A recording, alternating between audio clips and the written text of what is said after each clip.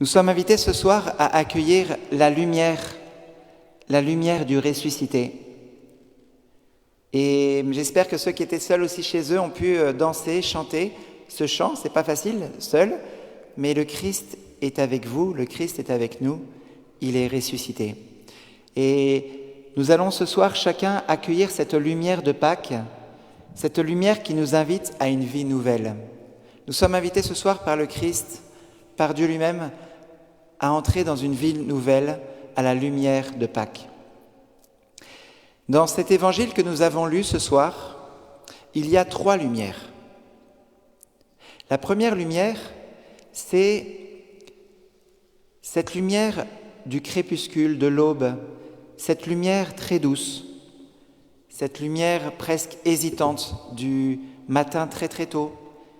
Et nous voyons ces femmes, Marie-Madeleine et l'autre Marie, qui vont au tombeau très tôt, dès qu'elles le peuvent à la fin du sabbat. Il est peut-être 5 heures du matin, 6 heures. Dès que le premier éclaircie arrive, elles peuvent s'y rendre et elles y vont.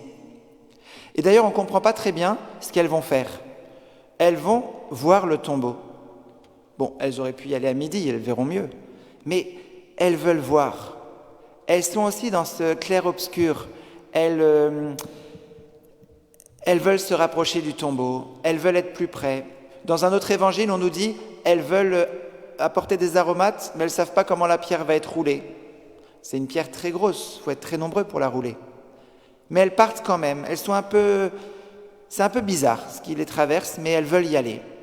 Elles veulent être plus près du tombeau. Elles sont un peu dans ce clair-obscur.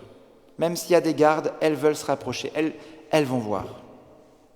Et il y a ce tombeau c'est le lieu de la mémoire et c'est le lieu de la mort. Et il y a un peu ce clair-obscur. Et le texte nous dit « à l'heure où commençait à poindre le premier jour ». Commençait à poindre. Comme un commencement, comme une nouvelle création, comme une nouvelle page peut-être de l'histoire qui va s'ouvrir, une nouvelle page de l'humanité, une nouvelle page pour chacun de nous.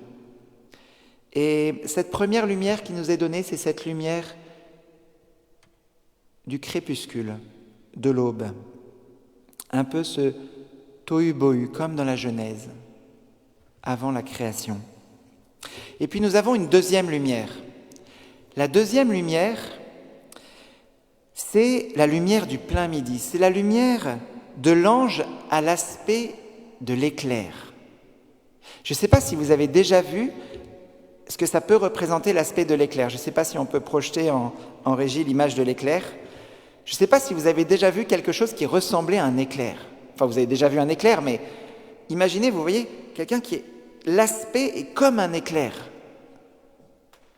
Ça flash, ça nous effraie un peu, ça nous frappe de stupeur, ça nous réveille, un éclair. Un éclair, c'est une force de la nature, c'est une énergie considérable, c'est un trop-plein d'énergie.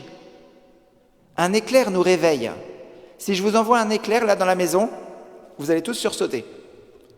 S'il y a tout d'un coup un éclair, vous allez tous sursauter, ça vous réveille. Eh bien, cette deuxième lumière, elle veut nous réveiller, frères et sœurs. Elle veut vraiment que nous réveillons dans cette force de la résurrection, dans cette urgence. Un éclair, ça va vite. Et il y a cette urgence dans le texte. L'ange est comme l'éclair. Il a l'aspect de l'éclair. Et il dit, vite, allez annoncer. Mais pourquoi il faut se presser ? Jésus va être pendant... Pourquoi il faut se presser ? C'est si pressé de vous dire Christ est ressuscité ? Eh bien, pour Dieu, c'est pressé. Pour Dieu, il y a une urgence. Et dans le texte, vous avez remarqué le petit adverbe « vite ». Vite, allez annoncer. Et Jésus va le dire aussi, vite, allez annoncer. Vite, il y a urgence, frères et sœurs. Réveillez-vous, réveillons-nous, accueillons la miséricorde et la résurrection. Il y a urgence. Et nous sommes invités à nous rappeler peut-être le jour de notre baptême, cet éclair dans notre vie qui a resplendi dans nos vies, qui a illuminé nos vies. Jean-Paul II disait « Le jour le plus important de ma vie, c'est le jour de mon baptême. Pourtant, il a vu des millions de personnes. Mais il a dit, c'est le jour le plus important de ma vie. Ça a illuminé ma vie. C'est cette deuxième lumière qui nous est donnée aujourd'hui, cette lumière comme l'éclair. Et nous sommes invités à nous réveiller. C'est une lumière qui nous réveille de nos torpeurs, de nos endormissements, qui réveille les femmes. Cet ange réveille les femmes. La troisième lumière, frères et sœurs, que nous sommes appelés à accueillir ce soir, cette lumière du Christ ressuscité, c'est cette lumière paisible du soir de Pâques. C'est cette lumière plus intime, cette lumière de Jésus qui va dire « Je vous salue ». Le mot qu'emploie Jésus à ce moment-là, en grec, c'est « kairété ». C'est comme l'ange va dire à Marie, à l'Annonciation « kairé Maria ». Pareillement, Jésus va dire « Réjouissez-vous, paix à vous ». En araméen, c'est shalom, shlam, paix à vous. C'est cette paix, cet amour de Dieu que Jésus veut nous donner. Il veut nous donner ça et c'est cette troisième lumière, cette paix, cette joie. Soyez sans crainte. Nous entendons 2 fois ça dans le texte. Et frères et sœurs, pour nous, avec ce que l'on traverse en ces jours très particuliers, où nous sommes confinés chez nous, je suis devant cette église vide, en étant en communion avec vous, nous sommes quelques-uns, c'est très particulier. Frères et sœurs, en ce jour de la résurrection, nous avons ce flash de la résurrection, nous avons aussi reçu cet éclair de cette pandémie qui nous a confinés et le fait qu'aujourd'hui, une grande partie de l'humanité vit une expérience étonnante. Comme si on avait tous mis pause. C'est très étonnant. Et on est un peu frappé de cet éclair-là. Il y a 2 éclairs. Et nous sommes aujourd'hui invités, nous les chrétiens, à les rassembler peut-être. Nous sommes appelés ce soir, je pense, chacun de nous, à une vie nouvelle, dans la lumière de la résurrection. Nous sommes appelés, peut-être nous sommes un peu dans ce tohu-bohu, nous sommes dans le clair-obscur, nous sommes appelés à nous laisser réveiller par le flash de la résurrection, de l'ange, par l'éclair, l'aspect d'éclair de l'ange, qui nous dit « Christ est ressuscité ». Et vous voyez, cette annonce, on ne doit pas se dire « Attends, je vais bien réfléchir 50 jours et à la fin, à la Pentecôte, je vais te dire si j'ai compris ». En fait, c'est pas du tout ça. Parce que là, quand on fait ça, on est comme les apôtres. Les femmes viennent. Tu peux venir, Rebecca ? Dis-moi, Christ est ressuscité. Christ est ressuscité. Alors moi, je fais l'apôtre. Ouais, mais t'es sûr ? Parce que je l'ai pas vu et t'es sûr ? T'as bien dormi cette nuit, Rebecca ? T'es sûr ? Ouais ? Bon, peut-être. Oui, les apôtres, merci. Les apôtres, ils ont toujours un train de retard. À la passion, ils sont pas là. Ils n'ont pas encore compris.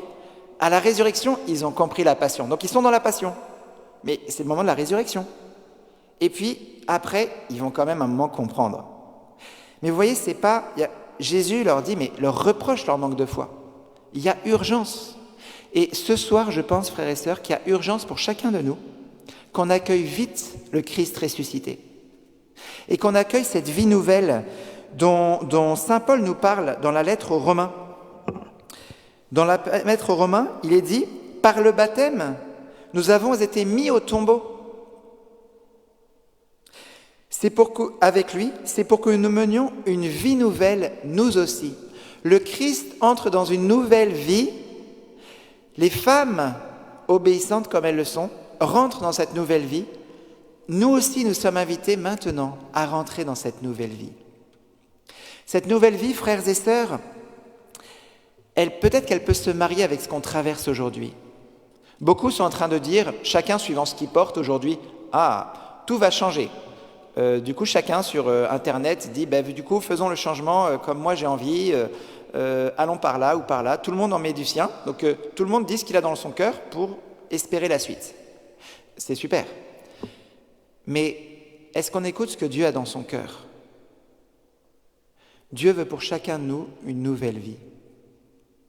Peut-être, comme le disait le Père Cantalamessa hier à la basilique Saint-Pierre, il disait que nous sommes appelés à ne pas rater l'occasion qui nous est offerte. Peut-être de vivre une vie plus humaine, plus fraternelle, plus chrétienne, de ces relations que nous vivons davantage en ce moment d'amitié, de famille, ou par téléphone si certains sont seuls, ces amitiés se densifient. La solidarité, le soin des plus petits se densifie. Les gens pensent à Dieu et à la mort. Mais c'est humain. Et vous voyez, frères et sœurs, il y a beaucoup de valeurs qui avaient disparu, qui étaient cachées, qui en sont ressorties. Il y a aussi bien sûr toute cette souffrance qui sort. Mais il y a toute cette compassion qui sort aussi. Le Christ nous appelle à une nouvelle vie. Et que cette nouvelle vie, frères et sœurs, elle est marquée par le jour de notre baptême. Le jour de ton baptême, mon frère, ma sœur, tu as reçu cette nouvelle vie. Et tu es appelé à la vivre. On est appelé à la vivre. Et ne disons pas trop vite, nous la vivons déjà. On est appelé à la vivre vraiment. À la vivre à la suite de Jésus, comme les femmes. Et je vous invite, là encore, à une démarche de foi, comme Abraham qui offre son fils, ou comme Moïse qui ouvre la mer. C'est vraiment des hommes de foi qui nous précèdent, avec Marie, la mère de Jésus. Nous sommes invités, nous aussi, à faire un acte de foi. Il est ressuscité. J'entre dans la nouvelle vie aujourd'hui, ce soir, où je vais renouveler les promesses de mon baptême. Je suis dans cette nouvelle vie.